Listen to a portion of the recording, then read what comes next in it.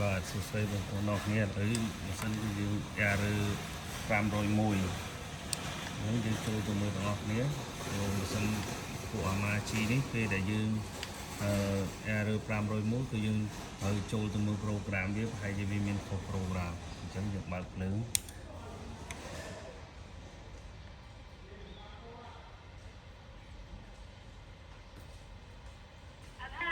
ដែលវាយើងបើកភ្លើងយើងចេញយើងជន់វាឡើងជាទីមកវាឡើងជាទីវាឡើងធម្មតាប៉ុន្តែដល់ពេលយើងដេកទៅណាក្រែកវាអត់ដើរទេគឺវា501អញ្ចឹង501ហ្នឹងគឺវាបញ្ជាក់នៅក្នុងនេះមើលអ្នកចេះអង់គ្លេសយើងនិយាយមកថ្នេរវាលើសទំហំ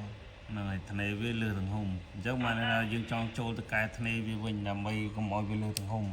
អញ្ចឹងបងប្អូនជំនាន់ក្រោយដែលមិនទាន់ចេះ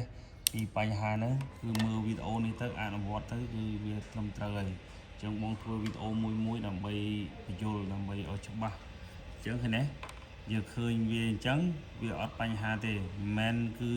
XY វានេះខុសទេ XY វាយើងទៅឡើងប៉ុណ្ណឹងអត់ខុសទេ XY គឺវាខុសនៅកន្លែងដែលយើងងាកឆ្វេងងាកស្ដាំហើយនឹងមុខក្រោយហ្នឹងយើងចុច M នេះឲ្យជាប់ដើម្បីឲ្យវាលោតទៅលេងលត់ទីតអញ្ចឹងហើយ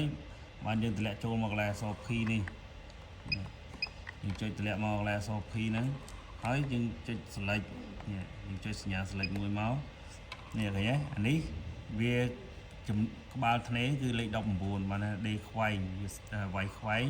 អានេះ110នេះគឺវាអត់ខុសទេតាមលេវយើងទូធំយើងសេរីទៅតាមយើងទូធំហើយអានេះ XY វា110អានេះលបឿនរបស់វា1700ហើយនេះដែលកន្លែងវាខុសគឺកន្លែងនេះ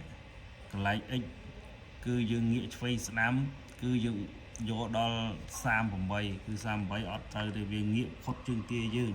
វាហួសទំហំដល់អញ្ចឹងវាធ្វើឲ្យម៉ាស៊ីនយើងerrorអញ្ចឹងយើងដកមកវិញមក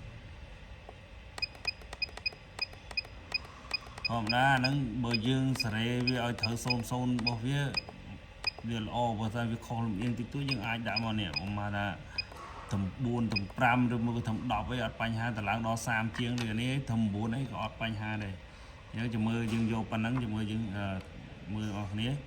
យើងចុចនេះចុច return ដើម្បីត្រឡប់ក្រោយវិញហើយចុចមួយទៀតនេះចេញមកចាំមើលយើងតេស្តមើលអស់គ្នាជើងទាយើងឡើងមើលយើងជន់មើលវាវាយអត់ណាវាវាយនេះហ៎វាលេងerrorណាបងប្អូនខ្លះគាត់ពេលដែលគាត់សេរីថ្នេរគាត់បានចំណាំថាគាត់ចូលទៅកន្លែងណាអីកន្លែងណាអញ្ចឹងពេលដែលចូលហើយគឺថយវិញលែងបានដល់ពេលអញ្ចឹងជាប់ទាំងអីអញ្ចឹងទៅវាធ្វើឲ្យerror